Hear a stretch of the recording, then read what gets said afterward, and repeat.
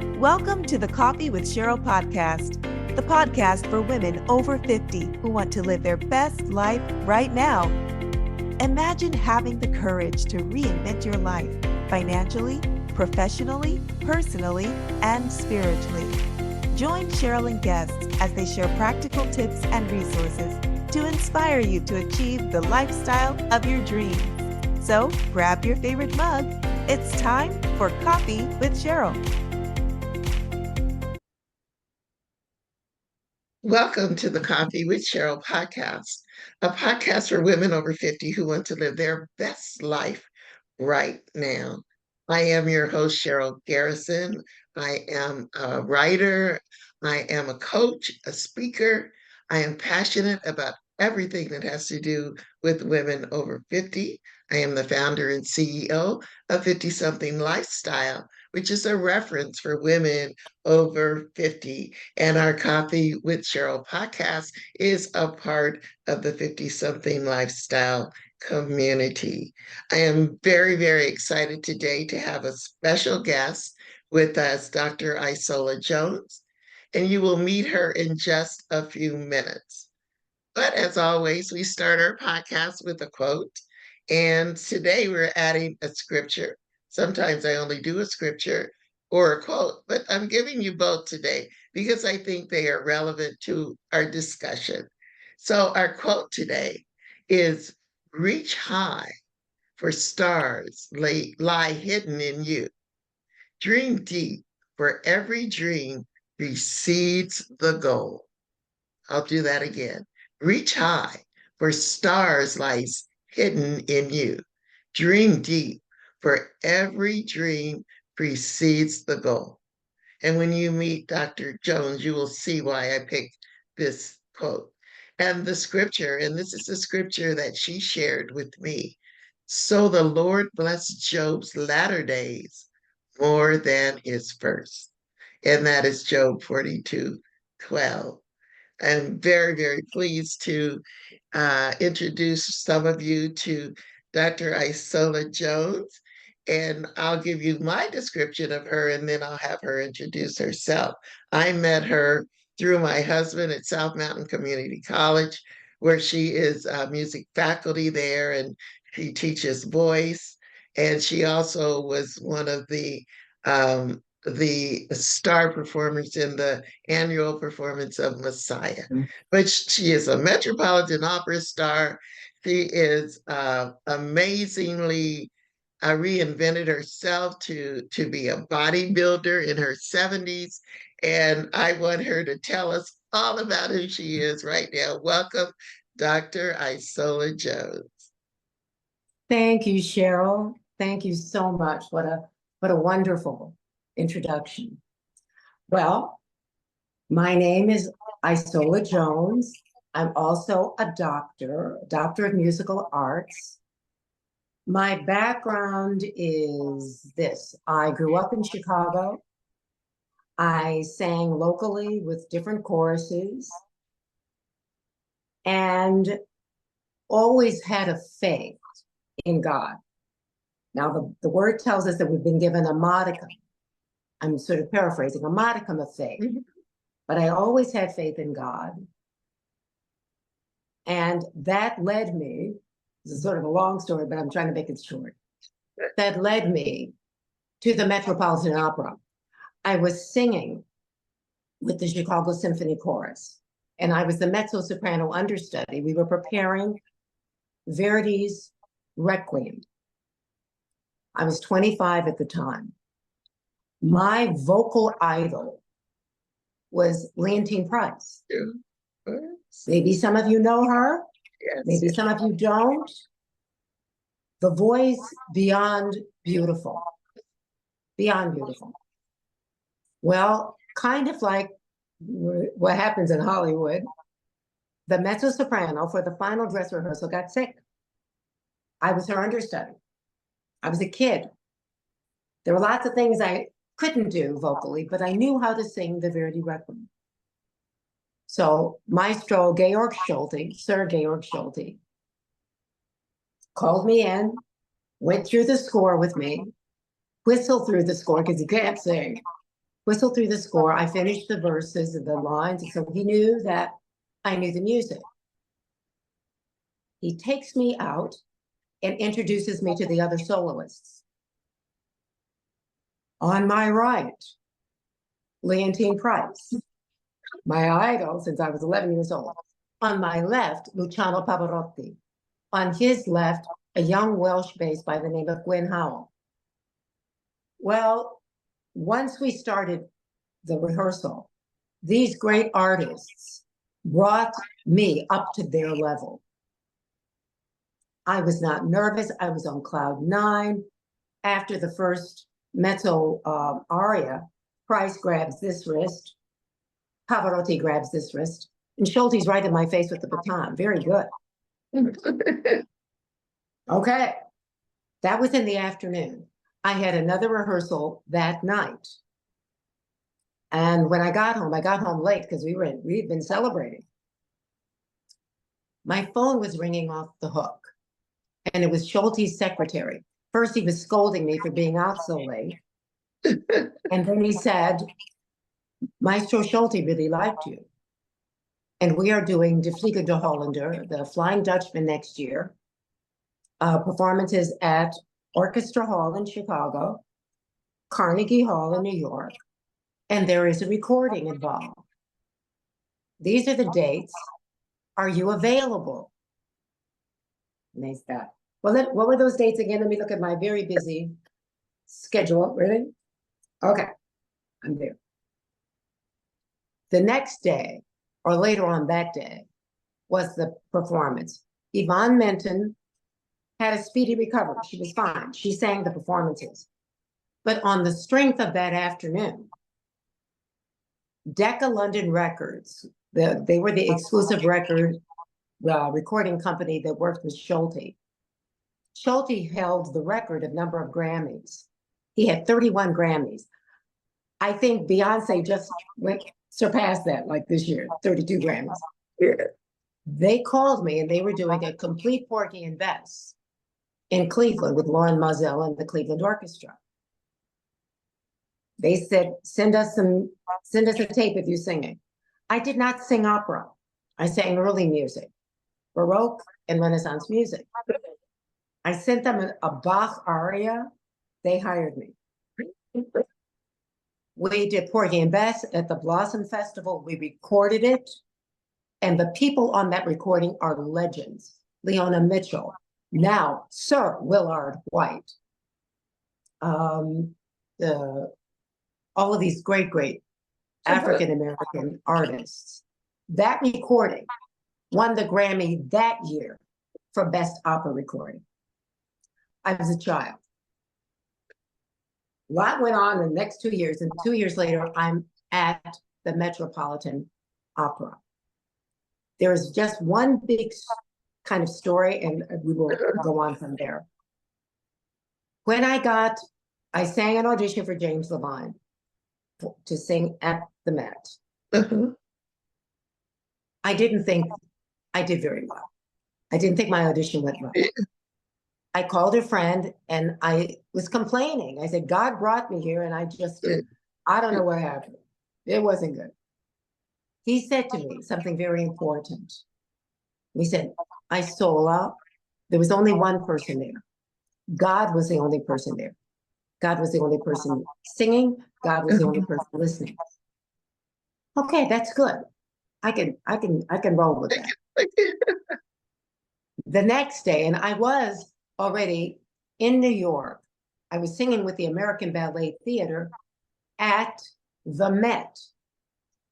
The company, the opera company, would leave town in the spring, and all the ballet companies from all over the world came into Lincoln Center, into the Metropolitan. The Kirov, the Bolshoi, Paris, American Ballet Theater, Alvin Ailey, Arthur Mitchell. So I run into Jimmy Levine inside the theater, and he says he wants to talk to me before I leave New York. I did my performances. He never called. So I thought, he doesn't like to give bad news in person. I don't like to get bad news in person. We're all good. I go back to my apartment in Chicago. And I'm singing the habanera from Carmen, watching TV. The phone rings, and it's the Met. And they are offering me a grocery list of roles to learn. I said, okay. I sell all of my furniture. I call. This was 1977. I called a friend. I said, I need a place to live in New York that is soundproof because I disturb my neighbors. Yeah. He suggested the Ansonia Hotel. It's about 8 blocks north of Lincoln Center. I call. I ask talk to the manager. I tell him I'm going to be singing at the Met in about 2 months. Does he have any apartments available? And he says, yes. Can you hold on to one of them for me? He says, yes. This is the place where you have to give your firstborn To get in. to get anything. So sell all of my furniture, move into this apartment sight unseen. I have my clothes, I have scores, I have a record player with records so I can learn my roles. I'm trusting God. Mhm. Cheryl, I'm sleeping on the floor. So I go down to the lobby looking for a restaurant or looking for food or something at a store, run into a friend of mine from Chicago. He's leaving. He got some roles in Germany. He had a rent-controlled apartment, and he's leaving.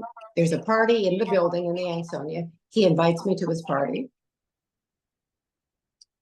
Auf Wiedersehen, Curtis. The next day, he calls me, and he says, Isola, my sublet fell through, and I'm going to have to vacate my apartment. Do you know anybody that needs any furniture? This is God. Yes, it is. I had everything I needed down to the teaspoon. By the time, so he was gone for 3 years. Okay, so Yeah, that then I is. get to then I get to the Met. My debut, this was August. My debut was supposed to be the following January. Because of a series of threatened strikes, I make my debut in October, and I'm on TV in November. I'm in the second live telecast ever from the Met. God. That's it. That is so. One thing when I was reading your information, you have the most performances of any African American opera singer at the Yes. Met. Yes. Now, did you say there were 505 of them? Yes. I'm sitting in I made my debut. Oh, and one other thing. Those first few years, I could not be African American. So anything that was exposed, well, Max Factor, here we come. So I just, everything, because my debut, I was blonde. I was a blonde with Olga and Eugene Onegin. For Rigoletto, by that time, by the video that I sent you, that was 1987. In 1977, I looked like, what's her name? Lucille Ball. Mm-hmm. I mean, just like this flaming red hair and this sort of ghost complexion. Uh-huh. But sitting in my dressing room at my debut, in between acts 1 and acts 2, I'm visibly shaking. I'm so nervous. And I'm thinking, I don't know really if I can do this for a living, because this is just too nerve-wracking. But God, I was singing practically every night. I sang for 14 consecutive seasons, practically every day, and singing with legends, singing with Price and Sutherland and Montserrat Caballé and Jackie Horn and Placido Domingo and Pavarotti and Jose Carreras and all of these and great baritones, just a panoply of superstars who were so humble.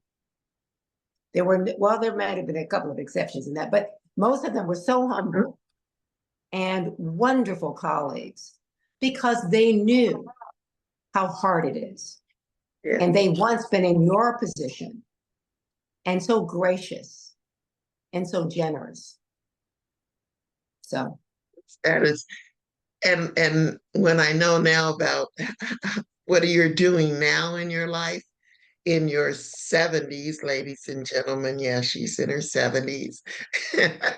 I just saw you just a few weeks ago, and you walked in the room, and I went, "Oh my, Isola!" But that's wonderful. But I think I know that same tenacity, that same faith, that same willingness that you have to let God lead you, led you to, uh, ladies, she restarted her doctorate at 62, getting a doctorate degree at ASU. Talk about how faith can just, at every stage of your life, whether you're in your 20s, 30s, 40s, and now in your 50s, 60s, 70s, how does that work in your life when there's something that you need to and want to accomplish? my decision to go back to school and get a doctorate was actually fueled by a new student that came to my door, a woman who herself had 5 degrees. She had 2 associate's degrees, 2 master's degrees, and a doctorate, a PhD in world music. At one time it was called ethnomusicology. Okay. And she's a coloratura. And so we became good friends, and she was singing just phenomenal. And one day she asked me, "Why are you here?" Which means, why are you in Arizona? Why aren't you out doing stuff? Yeah. And I thought, well, first of all, I enjoy teaching. I learned more about singing from teaching than I ever got from any voice teacher. And, it's comfortable. I love Arizona. But I thought about it and I thought, well, maybe I should. Maybe if I got a doctorate, it would enhance my worth, perhaps. Let's see. Because I have lots of colleagues who are on the faculties of schools of music. I have one that's on the faculty at Juilliard and Mannes School of Music and Manhattan School of Music, or Indiana's University of Indiana's got a great, legendary music department, and vocal department is out of this world. So, but they've had careers, Right. and stellar careers, but they don't have the academic credentials. So I thought, like I'd be like a purple unicorn, just so rare. So, but what I wasn't counting on, okay, let me kind of backtrack. Starting my doctorate wasn't, I just had to jump through some hoops, the political hoops and the academic hoops. I enjoyed that. I enjoyed writing papers, that had to be scholarly, that had to have annotated footnotes, that had to, that just, I felt so proud of myself. I felt like a real grown-up. That, because lots of artists sort of fall back on their laurels or on their reputation. Right. And I mean, and I'm not, disparaging that, but I thought, I'm smart. I can do this. Do it. And what I wasn't counting on was the ageism. So when I started looking, across the United States, maybe for places, university or, other places to perhaps teach, maybe go back and forth. I have friends that do that too. They teach in Connecticut, or they maybe teach in Boston, and they teach. I got some nibbles, but it really wasn't really what I wanted. And I think the faculties a little nervous because they didn't have my credentials in either category. So I just, no. So my solution was to start an opera company at South Mountain and have, well, we'll just name it an opera company. It was called Opera at the Mountain. And we would still adhere to the schedule that was already baked into the performances that we have, twice a year or twice a school year. But we would just call it something else. And there would be opera, there may be some Broadway, maybe even some, original music, but classic music, right, predominant. Right. And because there's some students, because there's no audition process, some students aren't ready for it. Right, exactly. But they are ready to sing something.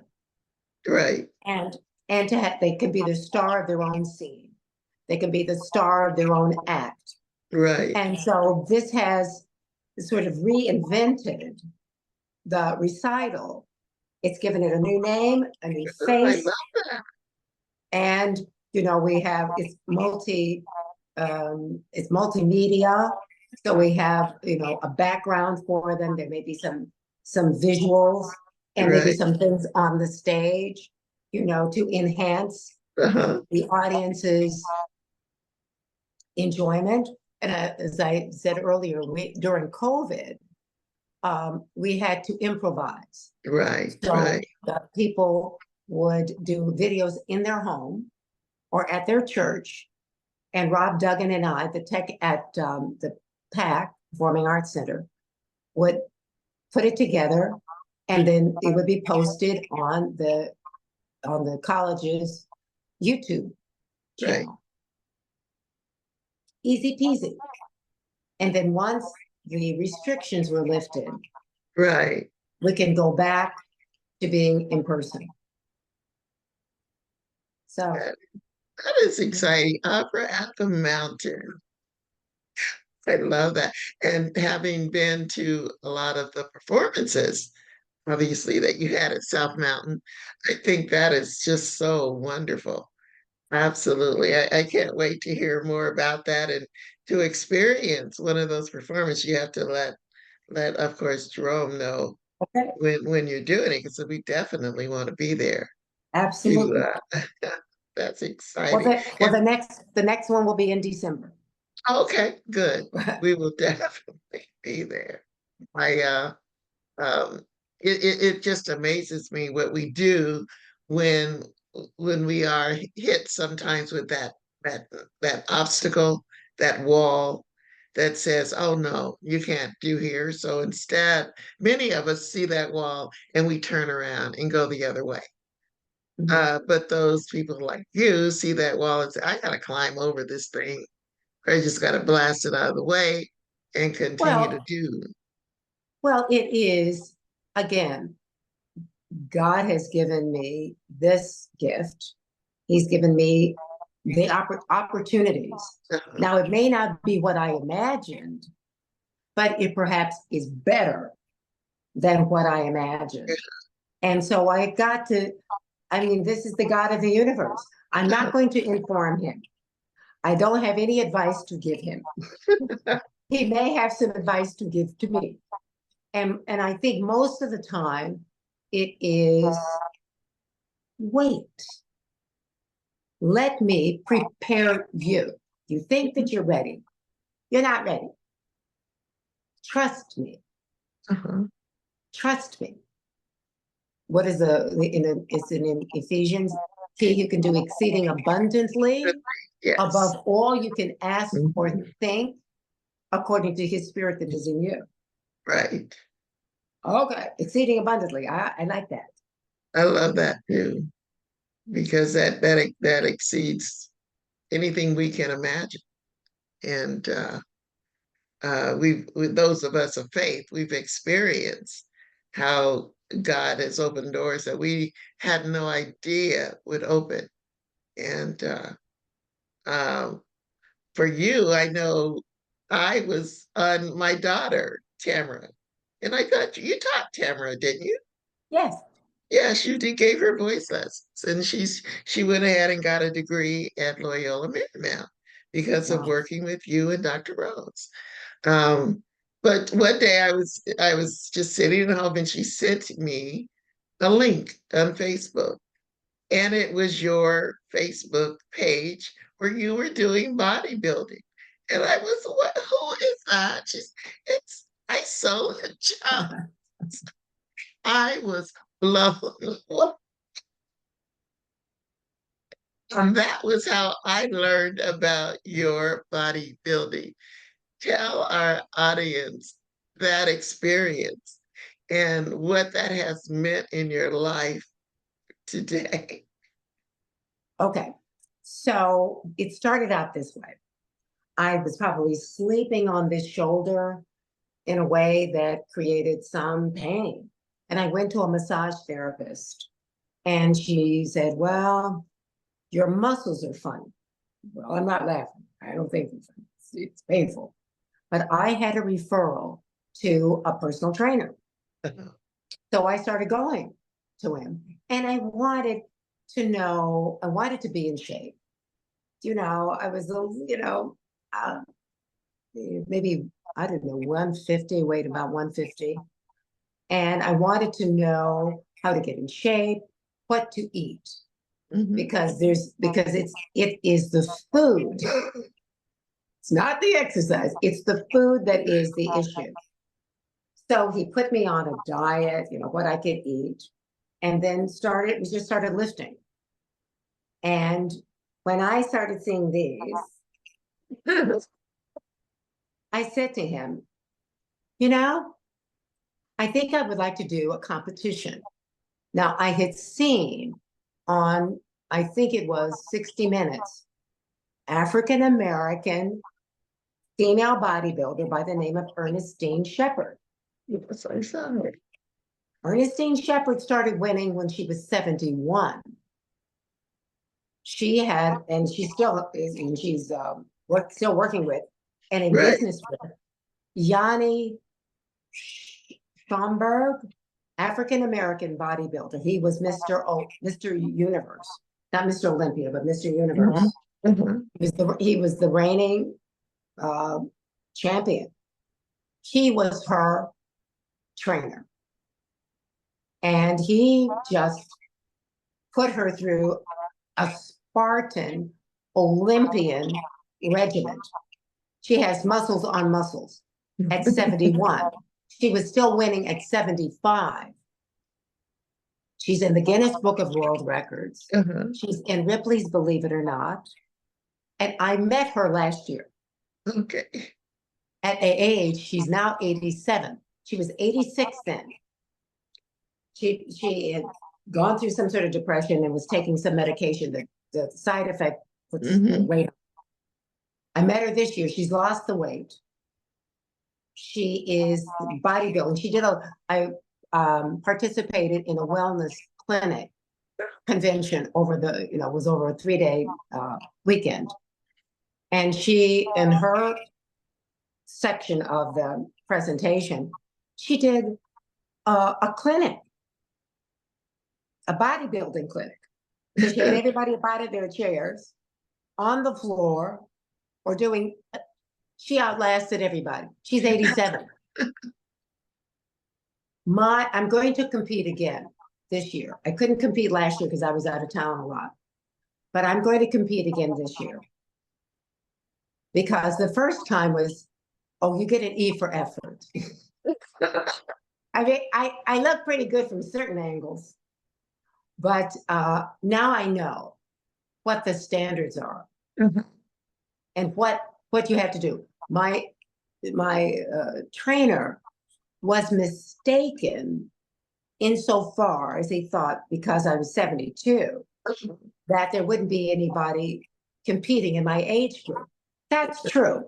But the women were in their 50s and 60s, Uh-huh. and they were all hard bodies. I mean, I don't know if those were implants, but I don't know. I don't care. Hard bodies. So when I get there, I'm thinking, oh, wow, this is not going to end well, but I'm here. I'm going to try. And you would think it would be kind of creepy being backstage with people that are walking around half naked. Right. You would think it would be kind of creepy. It was inspiring because they were walking works of art, perfectly sculpted, perfectly chiseled. Uh-huh. That wasn't me. But this year, now I know. Now I know what areas to work on, what needs just in general needs to happen. So in terms of diet, there's no one size fits all. Right. But there are certain like rules of the road that generally work always to kickstart wellness is to eliminate sugars. Mm-hmm. Look at anything that is processed. And if you can't pronounce it, do not eat it because your body doesn't recognize it as food. It That's can't good. metabolize it. Sugar is more addictive than cocaine. Okay. Salt, you need a little bit of salt, but be careful. Depends on your body. All starches, which means people that love bread, they love potatoes, they love rice, they love pasta, they love all of that. That has got to be really, you got to remove a lot of it. Now, that is in order to kickstart Mm-hmm. the keto process, the fat burning process. Then more protein, but not red meat, not necessarily even chicken because of the hormones that they pump into all of their, to be able to get the chicken to market to get, okay. And the same that way with beef and pork. The cleanest protein is fish. Mm-hmm. Find something that you like and eat a lot of it. Because that is the muscle building block that will help you be lean and healthy. So what you will find is that you don't need a lot of your medications, Mm-hmm. that your bones don't creak, that you're not in pain, that you're mobile. If you decide to go to the gym and you decide really to get a trainer, so you don't pick up a weight that will break something, or get on a machine, but you can get on the treadmill and walk. Mm-hmm. You can do that. Get some exercise and do something about the carbs and the sugar in your diet. This is not complicated. The only thing that is complicated is the idea that you might have to give up something, because we're not a society that is really do that. that wants to be disciplined. We want a pill, okay, or a gummy that we can pop it and we can still have the cheeseburger, because that's what they say. You don't have to change anything. That is a lot. That's a lot. So, I mean, yes, you have to change all of your habits. But I can say absolutely beyond a shadow of a doubt, I've never looked so good. I've never felt so good. Uh-huh. And if this is my future, hello, future. I love my future. And now, because I know women of my vintage that are on the high blood pressure medication, they're on diet, they're pre-diabetic. Pre-diabetic, just you're diabetic, okay? Right. or they've got this, or they've got that. But you cannot pull them away from Culver's. Go away. And now this is not to say that you can't pick a day Right. to go crazy. Yeah. You know, if you want McDonald's, if you want whatever, Chick-fil-A, or you want Church's chicken, have it. But you will find that you won't be able to eat really much. eat it. Yeah. And it may not even start tasting as good as you remember it, because now you're actually tasting it. And you say, "Ew, I don't think I like that." Because it does change your palate. And and drink water. Water. This is not to say that it has to be completely Spartan 7 days a week. Take a day, have fun, and then go back to what you know is working. A friend of mine just gave me a gift. Very nice. It's a scale. And these scales used to be really expensive, but now they are. You get it from Amazon Prime. You step on it, you pair it up with your phone. It gives you your weight. It gives you your body mass index. It gives you your bone density. It gives you your water levels. It gives you your age in terms of how your fit. age. And so I did very, very well in a lot of categories, except 2. I still have too much subcutaneous fat. Okay. And I need to increase protein. So those were the couple of places where I'm going to sort of focus. And the other things. So, I did that one day, and the next day I got on it, I'd lost 1 pound. So that tells me that the recreational eating I'm stopping that, because in 4 months is the competition. So. Oh. And is that locally or? Oh yes, it is the Whitney Jones Classic. It is the biggest bodybuilding competition in the Southwest, or in the West, and it's at the Mesa Convention Center. Oh gosh! Every year in October.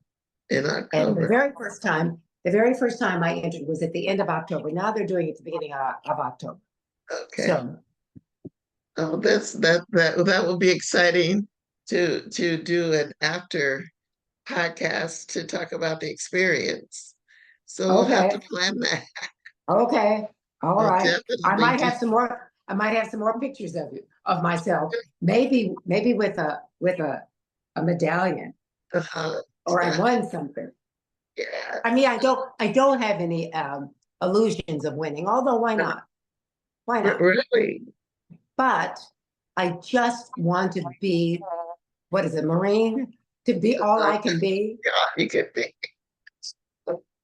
If you were going to give, I mean, as we're getting ready to close out the podcast, but what would you say to the women over 50 who are watching, who, they struggle with this whole thing of being 50 something, looking to figure out, where do I go next? How do I make this the best part of my life? Because a lot of times when we get to this part, we're at halftime. That's what I call it. But we're looking at the first half of our life as the life that we gave to everybody else. Second half is really mostly about us. So how do we look ourselves in the eye and in the mirror and say, okay, if this is about you, how do you make this the best part, this second half? Give us some advice on how to look that person in the mirror and change our lives to move forward. Well, the very first thing I would do is to give God thanks. The Bible says that God dwells in the praises of his people. So for those ladies out there who are believers, start with thanksgiving. The next thing I would do is to make a list. List for yourself what you think your attributes are. What are your best attributes? Mhm. To really take a really, and I think a lot of times people dismiss the good things about them because they've always been focused on what is negative. Mhm. You know what's negative. Nobody has to remind you.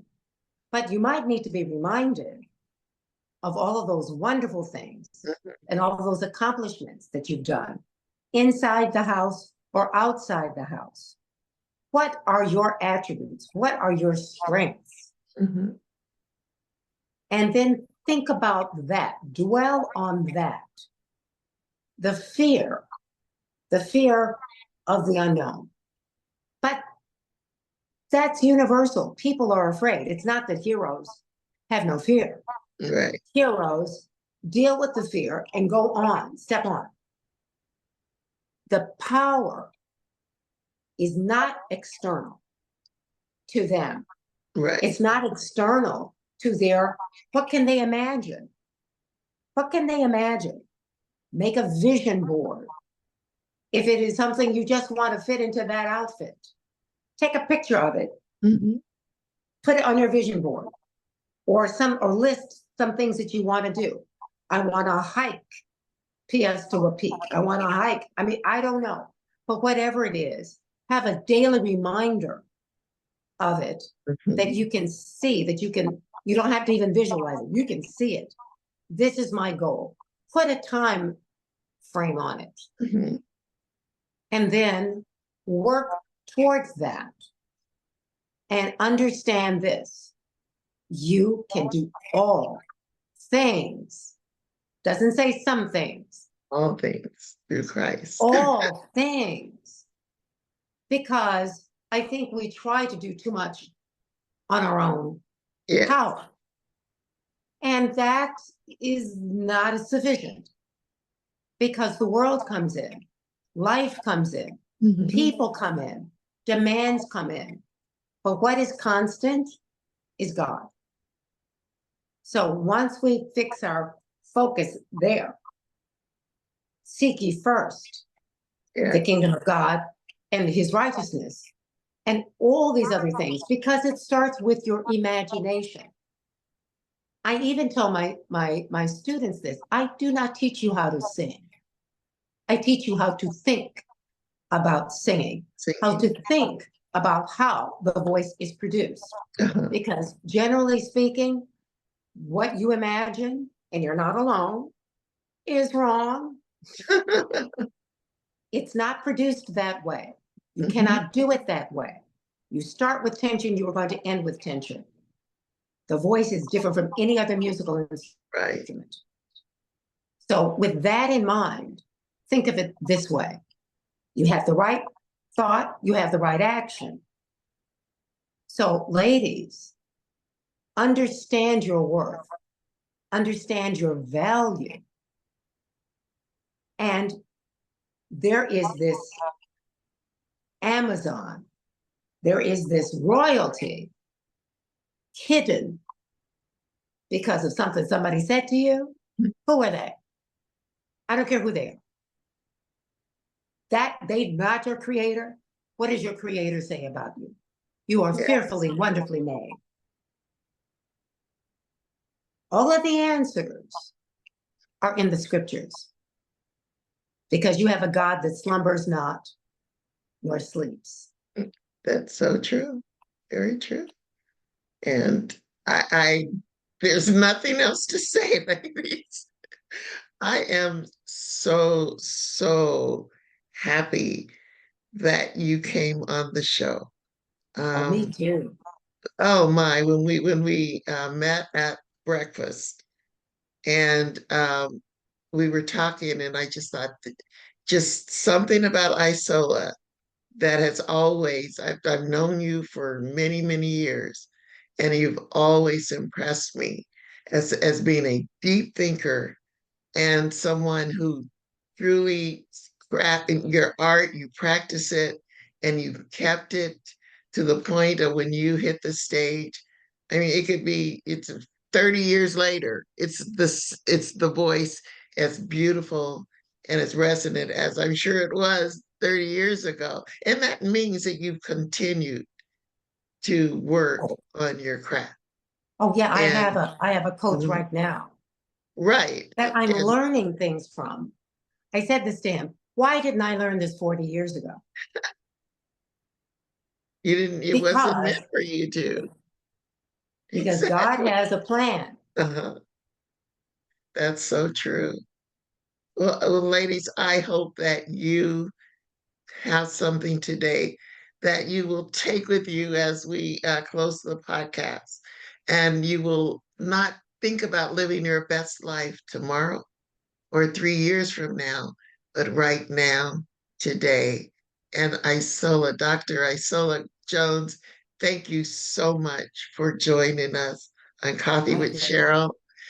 If we're not able to put some of her videos in this recording, we will definitely put some links in the comments for you to go and hear some of her recordings at the Met. And we will follow up in October to talk about the bodybuilding and how that was. And I am just so delighted that you joined us. All Oh, my right. pleasure. Thank My you so pleasure. much. Thank you. Thank you. Ladies, go out and make this a fabulous Monday.